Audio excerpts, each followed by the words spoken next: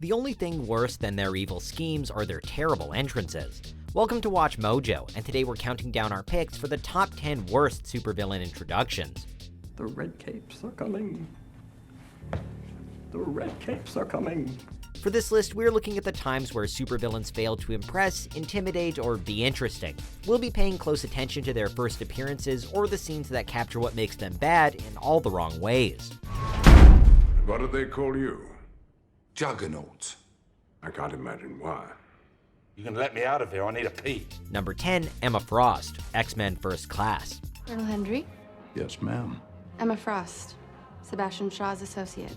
Emma Frost is a powerful mutant that can read minds, cast illusions, and turn into a diamond form. Unfortunately, she lacks the power to care about anything. When Frost encounters Colonel Hendry at the Hellfire Club, she barely shows emotion and speaks in a monotone way. Even when both Shaw and Hendry talk about a potential nuclear war, she looks completely disinterested. You're looking at war. Nuclear war. With Frost's insane range of powers, she could easily command the room, but instead she just takes orders and looks bored. Frost is a glorified henchman rather than her own independent character, and January Jones's performance leaves us cold. Where's Azazel? Number 9, Blackheart, Ghost Rider. Angels only in there. Angels? Really? In Ghost Rider, a demon named Blackheart arrives on Earth to find a cursed contract that would grant him supreme power.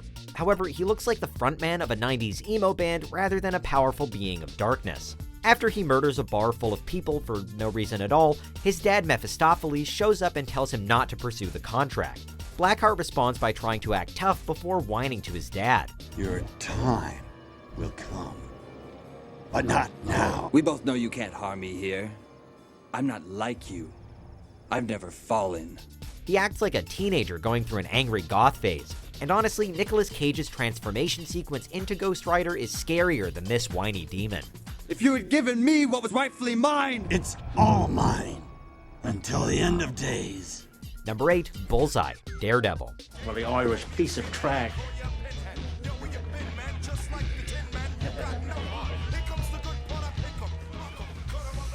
This one really missed the mark. When crime boss Wilson Fisk needs to kill a businessman, he hires the accurate Bullseye.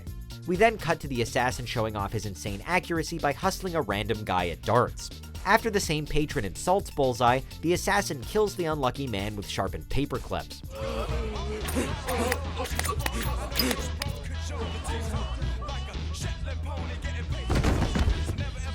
And did we mention that the assassin only communicates in grunts throughout the entire scene? We can only guess that Colin Farrell's interpretation of Bullseye is supposed to be unhinged, but instead it comes off as childish. His cartoonish actions are completely out of place with the darker tone of the movie.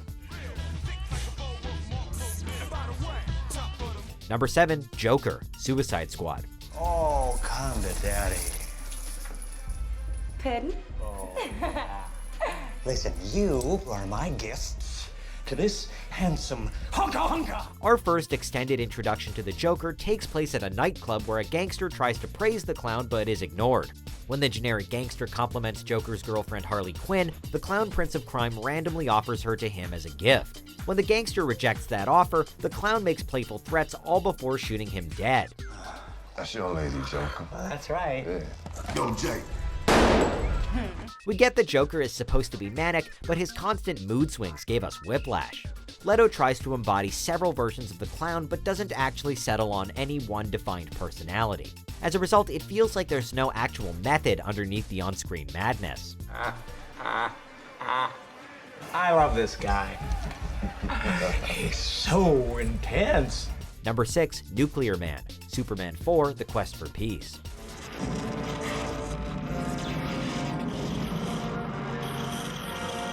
If you're gonna take down Superman, you'll need to create a powerful villain. Nuclear Man certainly fits the bill. Created when Luthor combined Superman's DNA with a nuclear explosion, this ripped villain looked frightening and seemed pretty formidable. And then, he spoke. For reasons that are never adequately explained, Nuclear Man introduces himself with Lex Luthor's voice. You are nothing. I am the father now. You have my voice. To make matters worse, it's revealed that the villain is completely powerless when he's not in direct sunlight. In theory, Superman could just defeat him in the shade. With bizarre character traits like this, is it any wonder why Nuclear Man was never introduced again? Destroy Superman now. You sweet thing, but not quite yet. Number 5, the Rhino, The Amazing Spider-Man 2.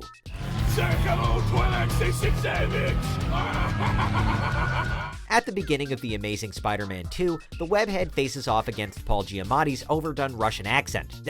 We mean the Rhino.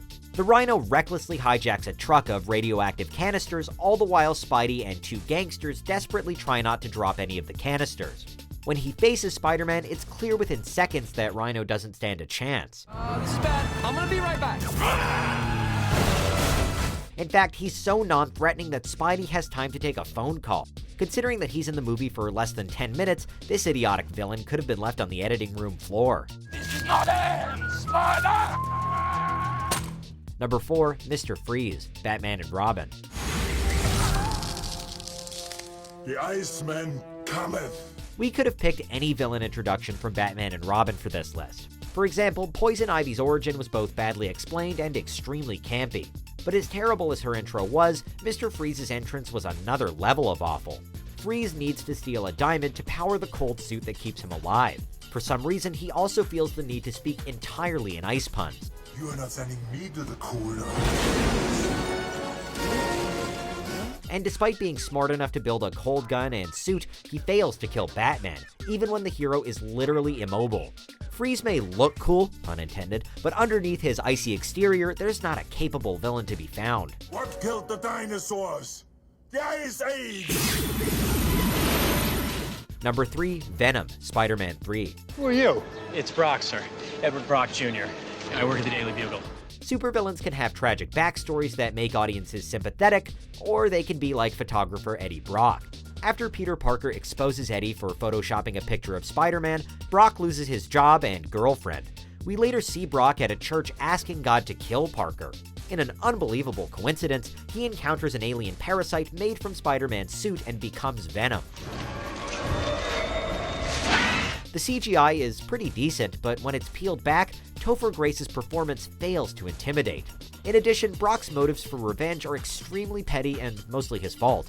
Spider-Man 3 already had 2 compelling villains. The underwhelming Venom proves that 3's a crowd. Hey, Parker. My God, Eddie. Ooh, my spider sense is tingling.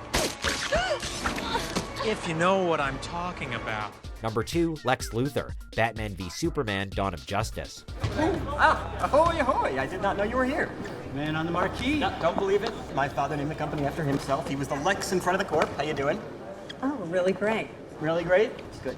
Lex Luthor is usually conveyed as a cold and imposing genius who's a master of complex schemes. In this iteration, however, he's introduced as a brainy millennial that likes pickup basketball.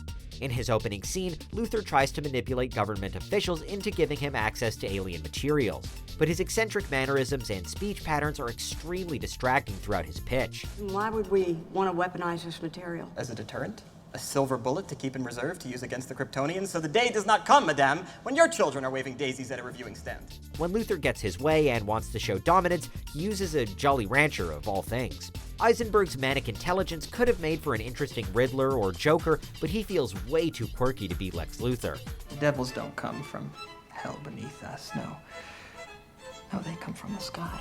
You know, I can't even lie about this one. I actually thought that Jesse Eisenberg could have made a really good Lex Luthor, and I liked what they were trying to go for it. Like, I get the idea, especially after seeing him play Mark Zuckerberg in The Social Network, like that kind of thing.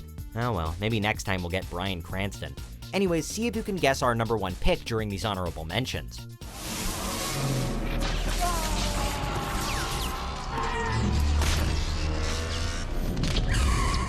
The Enchantress.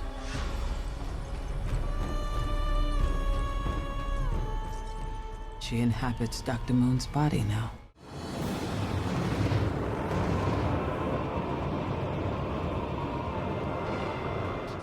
Before we continue, be sure to subscribe to our channel and ring the bell to get notified about our latest videos. You have the option to be notified for occasional videos or all of them. If you're on your phone, make sure you go into your settings and switch on notifications. Number 1. Dr. Doom, Fantastic Four. Wait, let's go! Come on! When a group of friends use a teleporter to travel to an alternate dimension called Planet Zero, the intelligent and driven Victor Von Doom fails to make it back to Earth. A year later, scientists find him alive. Doom's new appearance looks a lot rougher than his 2005 movie counterpart, and his motivations are also a major letdown, as he wants to destroy the Earth to prevent scientists from visiting Planet Zero. If this world must die, so that mine may live, so be it.